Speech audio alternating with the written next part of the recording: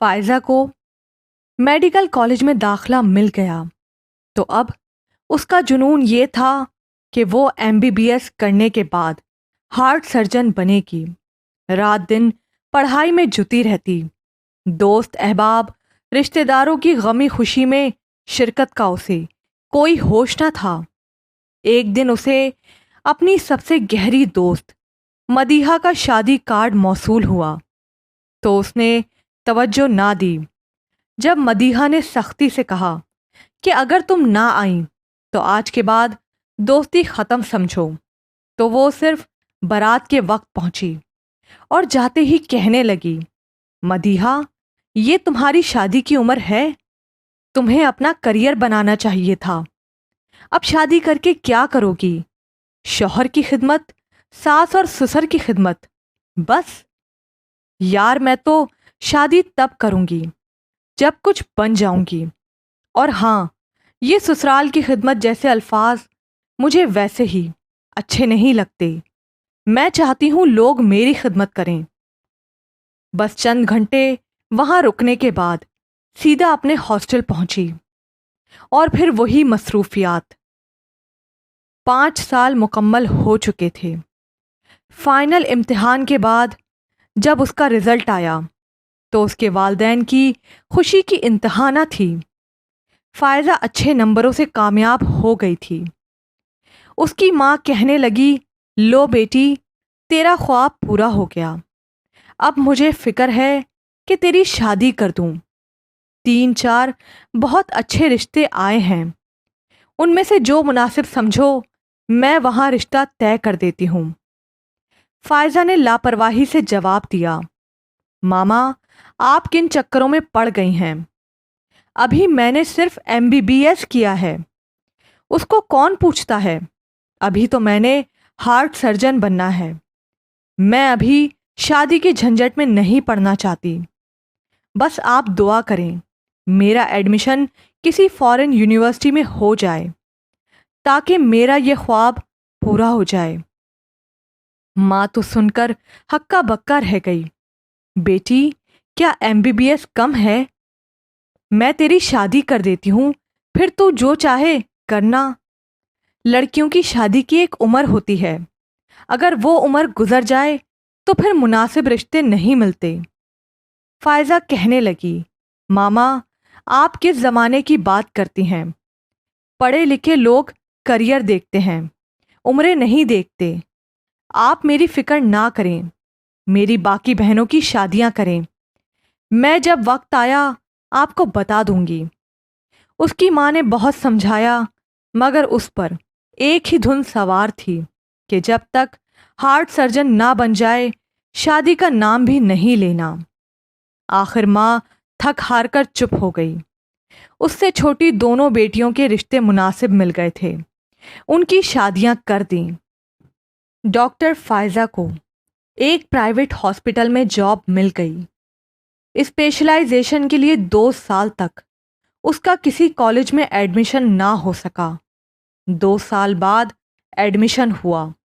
ادھر private hospital کی duty, ادھر اسپیشلائزیشن کی اسٹڈیز، اسے سر کھجانے کی فرصت نہیں تھی۔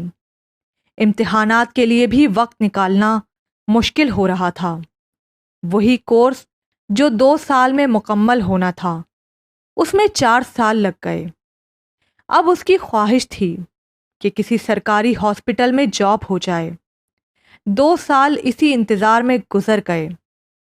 اب اس کی عمر 32 سال ہو چکی تھی، اور کئی سالوں کی محنت و مشقت کی وجہ سے وہ اپنی عمر سے بھی زیادہ لگتی تھی۔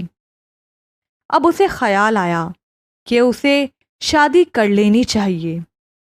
اس نے اپنی ماں سے کہا تو ماں نے کہا، جو رشتے اس وقت آئے تھے وہ تو اب نہیں ہیں، میں دیکھتی ہوں۔ اس کے لیے رشتے کی تلاش شروع ہوئی۔ ڈاکٹر فائزہ نے خود بھی اپنے ان کولیگز اور کلاس فیلوز سے بات کی، مگر اس کے تمام کولیگز بیاہے جا چکے تھے۔ 1 سال تک کوئی مناسب رشتہ نہ ملنے کی وجہ سے اسے کچھ مایوسی ہونے لگی تھی، مگر وہ پر امید تھی کہ ایک ہارٹ سرجن کے لیے یقیناً अच्छा रिश्ता मिल जाएगा। एक दिन एक क्लास फेलो डॉक्टर नबील से मुलाकात हुई, जो सिर्फ एमबीबीएस कर सके थे और स्पेशलाइजेशन नहीं कर सके थे। उन्होंने अपनी छोटी बहनों की शादी की वजह से अभी तक शादी नहीं की थी। गपशप में उन्होंने डॉक्टर फायजा से शादी के मुताल्लिक पूछा। जब उसने बताया कि उसने स्पेशलाइजेशन की वजह से अब तक शादी नहीं की, तो डॉक्टर नबील कहने लगे, चलो सोच लो, मैंने भी अभी तक शादी नहीं की। डॉक्टर फायजा दिल में कहने लगी, जो शख्स स्पेशलाइजेशन नहीं कर सका, मैं उससे शादी कर लूं।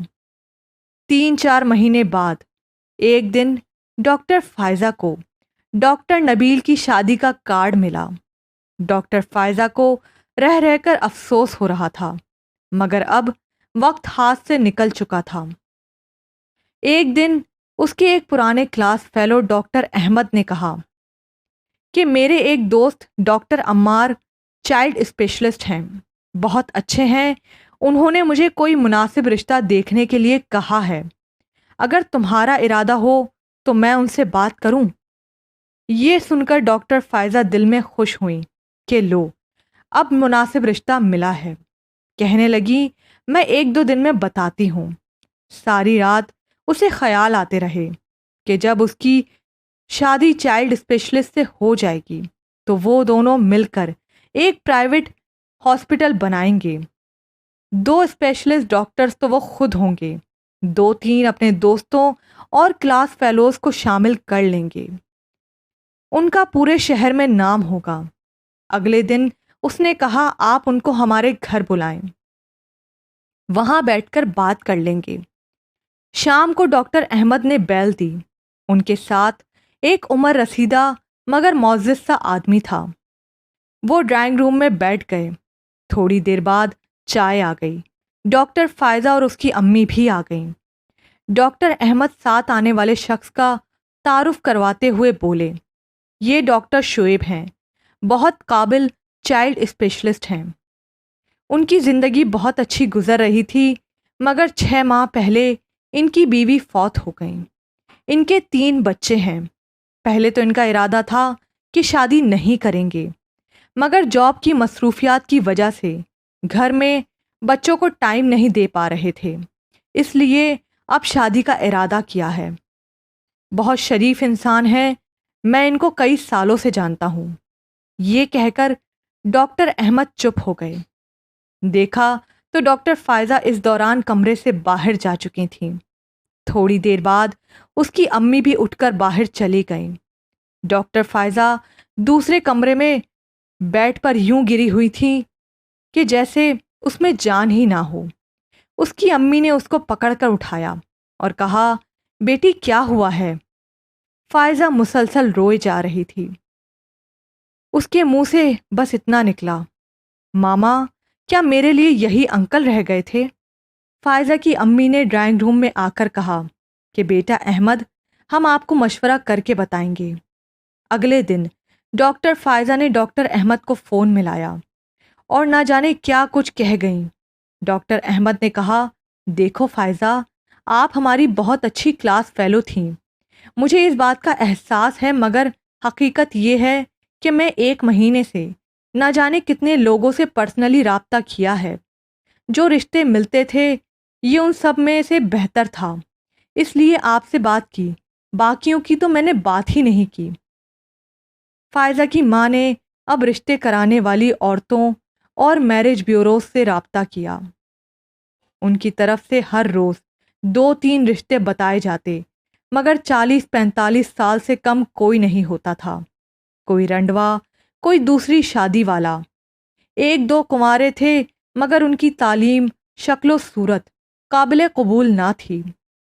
फायजा की माँ फायजा को उन रिश्तों के बारे में ना बताती कि कहीं वो दिल बर्दाश्ता ना हो जाए। रिश्ता ना मिलने और गैर मुनासिब रिश्तों की वजह से डॉक्टर फायजा का मिजाज चिड़चिड़ा होने लगा था। उसकी सेहत पर भी बुरा असर पड़ा था।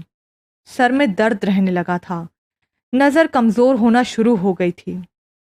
सर के बालों में चांदी आना शुरू हो गई थी।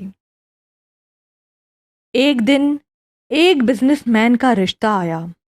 एक रिश्ता कराने वाली खातून रिश्ता लेकर आई थी।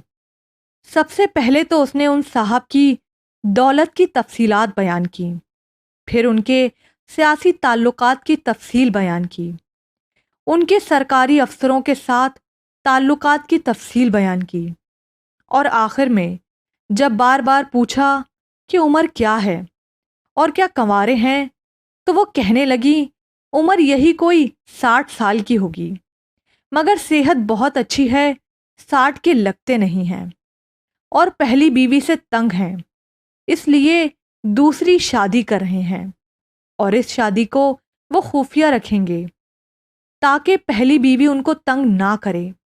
ये सारी बातें डॉक्टर फायजा के सामने हुई। उन्होंने उस औरत से गुस्से से कहा कि आज के बाद किसी किस्म का रिश्ता भी हो, आपने इस घर में दाखिल नहीं होना, और उन्होंने अपनी माँ से कह दिया कि आप अब मेरी शादी का बाब बंद कर दें और मुझे मेरे हाल पर छोड़ दें।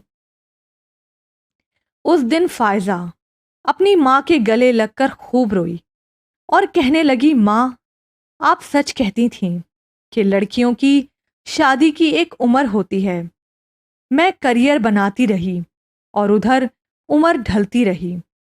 अगले दिन डॉक्टर फायजा अपनी पुरानी दोस्त मदीहा के घर गईं। मदीहा डॉक्टर फायजा के यूं अचानक आने पर हैरान भी हुई और खुश भी हुई। उसने अपने बच्चों का तारुफ कराया कि उसके 3 बच्चे हैं, जिनमें बड़ा बच्चा 12 साल का था। मदीहा ने डॉक्टर फायजा से उसकी शादी का पूछा तो डॉक्टर फायजा मदीहा के गले लगकर भी दिल खोल कर रोई, और जब दिल का बोझ हल्का हुआ तो कहने लगी, मदीहा, तुम खुशकिस्मत हो जो अपनी फैमिली के साथ खुश हो। मैं तो करियर ही बनाने के चक्कर में उम्र गवा बैठी। फायजा की माँ को फायजा का गम खाए जा रहा था। वो बीमार रहने के बाद फौत हो गईं। उसके बाद डॉक्टर फायजा हॉस्टल शिफ्ट हो गईं। उसकी तबीयत में इतना चिड़चिड़ापन आ गया था कि वो जब वार्ड में जाती और डॉक्टर और नर्सिस को खुशगवार मूड में देखती तो उसे गुस्सा आ जाता। वो अपनी ड्यूटी की पाबंद थी और बाकी वक्त उसका अपने कमरे में ही गुजरता था। लोगों से मिलना जुलना उसको बुरा लगता था। उसको किसी ने कभी मुस्कुराते नहीं देखा था। हर वक्त संजीदगी और गुस्सा ही उसकी पहचान थे। एक दिन खबर मिली कि उसे हार्ट अटैक हुआ है। वो जो लोगों के दिलों का इलाज करती थी, आज उसका दिल जवाब दे गया था। चंद दिन बिस्तर पर रहने के बाद आज उसकी रूह अपने असली घर जा चुकी थी। आखिरी वक्त उसके रिश्तेदारों में से उसे कोई रिश्तेदार मिलने भी नहीं आया था, क्योंकि इसने जिंदगी में ही अपने तमाम रिश्तेदारों से नाता तोड़ लिया था। नाजरीन, क्या करियर बनाने के चक्कर में अपनी जवानी ही बिता देना अक्लमंदी है? अगर आपको ये स्टोरी पसंद आई हो तो इसे लाइक करें और हमारे चैनल उर्दू स्टोरीज वर्ल्ड को सब्सक्राइब करें। शुक्रिया।